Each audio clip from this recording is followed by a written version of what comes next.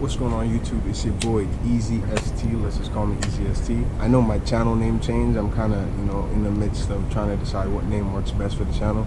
So, this is going to be the first video I actually did where I'm actually showing you guys working on the car. So what we're going to be tackling today is I had a vacuum leak and it was causing a misfire on my car. It was something slight, but then over time, it kind of got worse, so I was pushing it off. So procrastination kills. So today I'm going to be changing the intake runners, the gasket right there. I found out one quick way to always find out where you have a vacuum leak is wherever you hear the sound of like air seeping in or leaking, you take some carburetor cleaner and you just spray it over there, and then depending on how much you spray, you'll hear the car start misfiring more, or it'll shut off altogether. So so the plan today is just really to go ahead and change out the gaskets. I have a few other small things I want to tighten up on the car. Yeah, so like I was saying, there's a couple things you want to tighten up on the car first. One of my valve cover screws broke off, so I gotta drill that out and then retap it. And the same thing with one of the cover plates for the intake manifold. So those are the three things I'm aiming for today. I also have speed sensors that I need to install, but today we're just gonna focus on the gaskets and the broken screws. So I just follow along, and if you guys, like always, if you have any questions, hit me up at JSeriesSong. I'll post it right here so you guys can follow me there. Like I said, I'm always open to answer any questions you guys have about J Series engines. I don't know everything, but from my little experience, I'm always willing to share. So let's get it, guys. So I'm just gonna give you a little POV point of view here. Alright, so I'm gonna start off. Seems like the only way to really get access to a lot of these screws is to take the power steering pump off. So I'm gonna take out the side engine mount right here, disconnect these two, I think they're 14s, and a 10 for the grounds. Move that out the way. Just lift it up and move it out the way, and then take out these two. They look like, I would say, either 10s or 12 bolts, 12 millimeter bolts to take the pump off. And then there's two 10s up here for the high pressure and then for the return. And then after that, just followed up by trying to knock out the rest of the gaskets, the bolts that are holding in. So I'm gonna take out the fuel rail, which are two 8 millimeter bolts here on both sides. So one for this 4 through 6 cylinders and 1, 2, 3 cylinders back here. And then I'm gonna go ahead and try to tackle these. There's probably an easier way to do it, but I've never seen a video on it, so I'm just going off the top of my head from what I see. So right around here is where I was spraying with the carb cleaner, and that's where it was starting to misfire more, and that's where I heard the hissing from. So that's the target area. Instead, just take off your intake manifold. The top plate is 10, I think about 10 or a 12 10 millimeter bolts, and then the intake manifold is actually held on by two, I would say about the same 10 or 12 millimeter bolts. So yeah, so I'm gonna get started on that, and then I'll show you guys when I get everything off. So I'm currently working on taking out the fuel rail. Just be careful because there's still fuel in there. Like even when I took the fuel feed line off, it was just shooting out. So just be careful. Drain it out if you want, or you could leave it in there. I just drained it out. So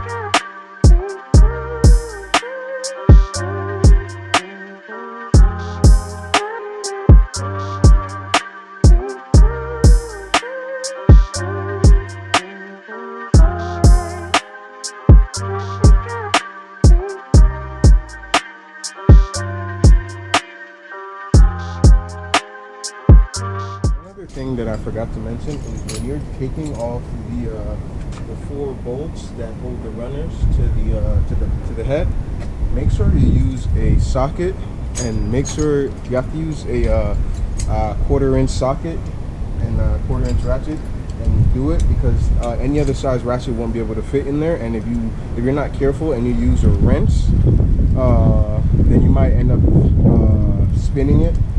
Stripping the bolt. That's what happened when I was trying to take the runners off of my old block from the J30. I was struggling to get it, and then so I figured out just using a 1/4" socket is the best way to do it.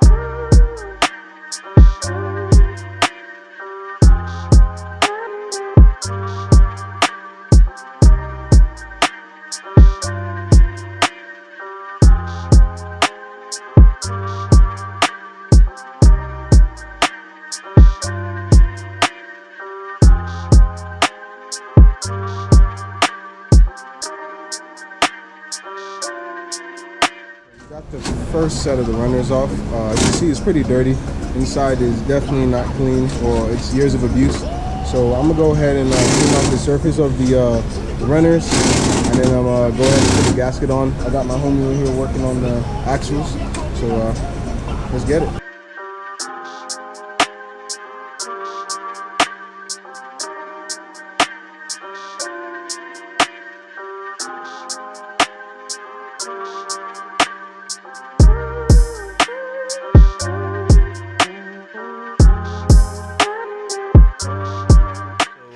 Update now, I just finished taking off the runners. I find out actually that this side has 4 screws, but this one has 5, and it's tucked away right here.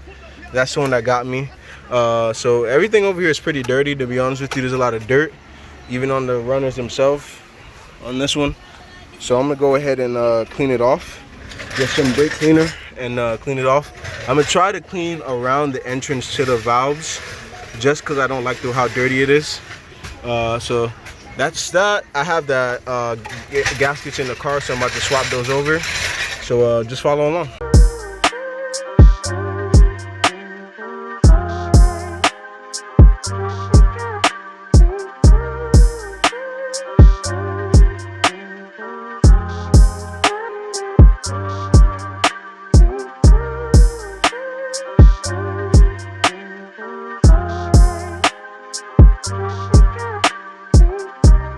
Alrighty guys, as you guys seen, all I did so far was it was dirty like I showed you guys before, so I just took a little grinder that I had, and I just used it and sanded it down a little bit to kind of clear off some of the carbon buildup that was here.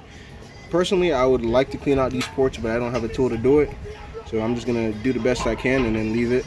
So I'm gonna do the next one now. Alright, so status update number 167. Everything is finished on the engine in terms of the gaskets. I put it in. I have, like I showed you guys, some footage of the different holes, and there's actually 5 on cylinders 1 through 4. Cylinders 4 through 6. So pretty much I put the gaskets back on. I tried to tap some of these bolts, but it wasn't working out, and I didn't want to go ahead and damage anything, so I might have to get it done professionally. But I went ahead and just put gasket sealer on them and a gasket maker on them, and then that will hold it. Also, I'm about to start it. I'm about to drop the car now and then give it its first start. So we'll see if the gaskets fix the problem. If not, we're just gonna go ahead and continue troubleshooting stuff. So, alrighty guys. So first start up. Put it in neutral. Let's see what happens. Let's see how it starts up.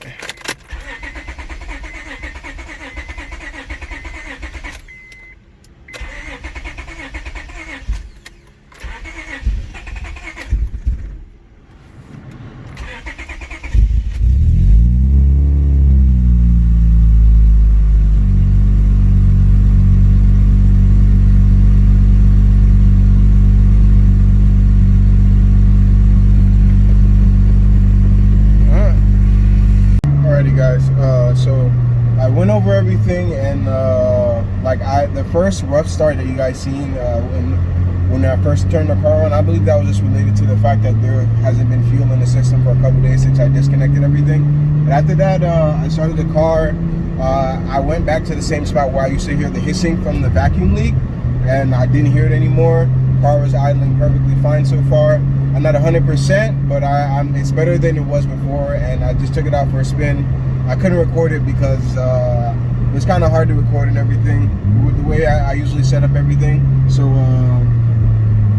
car seems to be in crisp condition at the moment, so I'm just gonna keep monitoring it over the next couple of days. I still have some more work to do on it, so I'll definitely be another video coming up soon, so you guys keep posted. Also, I wanted to let you guys know, since you guys are wondering about moves for the car, I'm definitely there's two options for me in the near future, two of them which are very unique. One being doing a J32a3 swap into this car, which is the J37 out of that 07 to 09 Acura RL, not TL, RL, and that comes with VTEC on both intake and exhaust. So that's definitely the move in the future. If I can't so happen to get an entire motor, I'm gonna keep the same block I have in here and do J37a2 head on the J32a3 block. So that's definitely something that I'm striving for. Like I said, I'm always trying to get content for you guys, so I gotta think outside the box. And I could be happy with the J30, but there's no fun in when you're stagnant. You always gotta try to push yourself and see where you can take your car, take your life, whatever it is. So also I do have Honda for my car now, and I wanted to make a quick PSA because I'm running into this issue now. Honda no longer makes the 03 to 07 manual ECU adapter for our cars. So if you have an 03 to 07 Honda Accord, if you haven't already purchased a motor, the adapter, you're gonna have to kind of outsource and find a way.